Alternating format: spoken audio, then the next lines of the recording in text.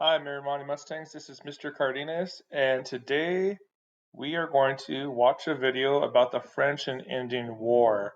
So let me start off with saying that this war happened about 260 years ago, and it was not the United States of America at the time. During this time, there was no Americans. That we were not called Americans. At this time, it was people from Britain that were living in North America. And they were living in the 13 colonies. Some of those people were born in Britain and they were living there and they moved there to the 13 colonies and lived there. And other people, they never lived in Britain. Maybe their mom and dad are from Britain, but they were born there in the 13 colonies. But they still considered themselves British. They were not Americans. We were not called the United States of America. So I just want you to remember that. So let's start off with the video. I'll pause a few times and talk a little bit about what the speaker is saying. From the very beginning, colonialism in America meant competition. European countries were eager to gobble up as much land as possible. So those are the three biggest countries that were exploring the New World. It was Spain, France, and England. We also call England Britain, so you can use those two words. England and Britain are the same. In the New World. Sometimes this competition turned into open warfare, and the French and Indian War is a perfect example of this.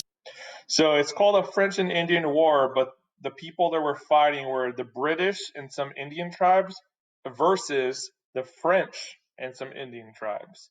So that's why it's called the French and Indian War. Here's a crash course of 5 things about the war to get you up to speed.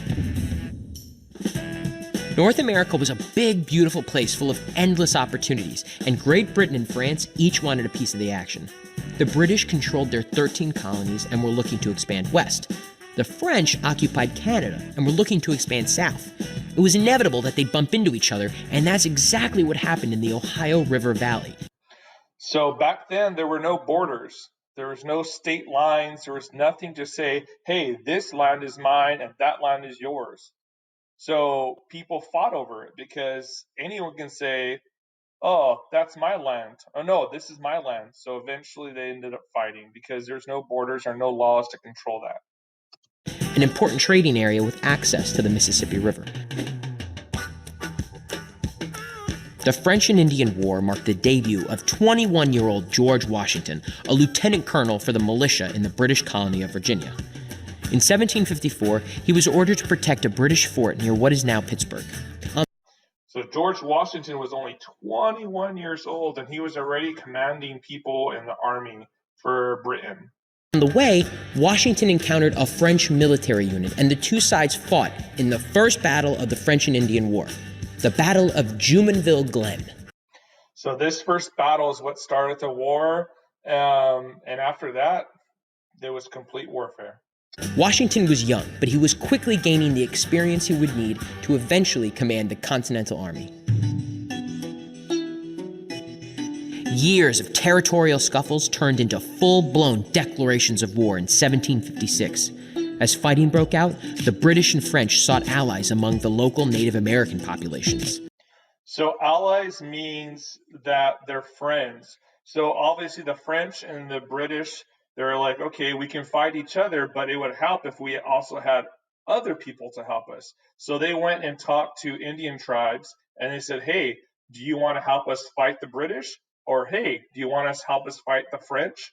And they promised them, hey, if we win, we will give you these things. So they were given promises to the Native Americans were given promises to help fight the war. The French were familiar with many tribes through trade and recruited the Potawatomi, Winnebago, Ojibwa, Mississauga, and the Huron, while the British turned to the Iroquois Confederacy. At first, the French were winning, a lot. They simply had more troops and better supplies than the British Army and drove them back towards the 13 colonies. But the tide turned in 1757 when British Secretary of State William Pitt took control of the war effort. Dreaming of a vast British Empire, he made it his mission to defeat the French in North America, pouring in generous funds to beef up military resources on the ground. So this is important to remember.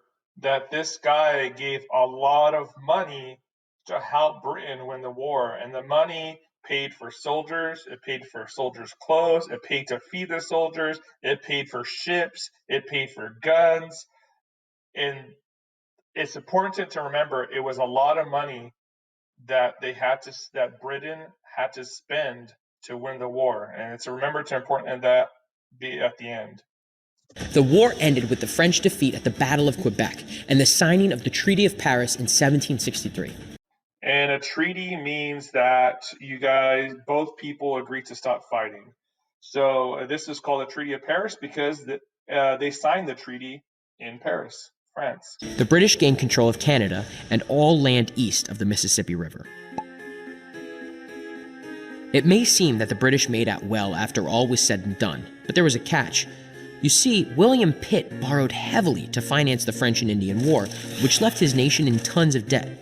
To make up for it, the British taxed American colonists up the wazoo. So again, taxes are something where if you buy something like a book, then maybe you might get taxed extra money. So if the book costs $10, taxes might be an extra $1 or $2. So that's what taxes are. So Britain started taxing the colonists because they paid for the war. They paid to protect them from the French soldiers and army. So they wanted their money back that they spent. Americans didn't particularly appreciate this. Now, I want to say that he said Americans, but remember, they were not called Americans at this time. They were called colonists. Years of protests, rallies, town hall meetings, and petitions would eventually lead to the American Revolution and the creation of the United States. The French and Indian War may not have had the glorious battles or fearless heroes of other great conflicts, but it was one of the most consequential wars in American history.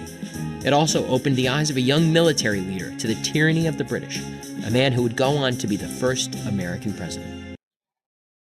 I would like to also say that George Washington was not the first American president. George Washington was the first president for the U.S. Constitution, but before the U.S. Constitution, we had what's called the Articles of Confederation, and under that, John Hanson was the first president. So technically, John Hanson was the first president of the United States. George Washington was the first president under the new laws of the U.S. Constitution. British, a man who would go on to be the first American president. All right, that is it. So your assignment for this week is to take notes and write a 1-paragraph summary about what happened during the French and Indian War. So make sure you watch this video more than once so you can take as many notes as you can. And for your paragraph, you do not need to have a quote, just 5 sentences, an introduction, 3 details, and a conclusion. Thank you. Bye.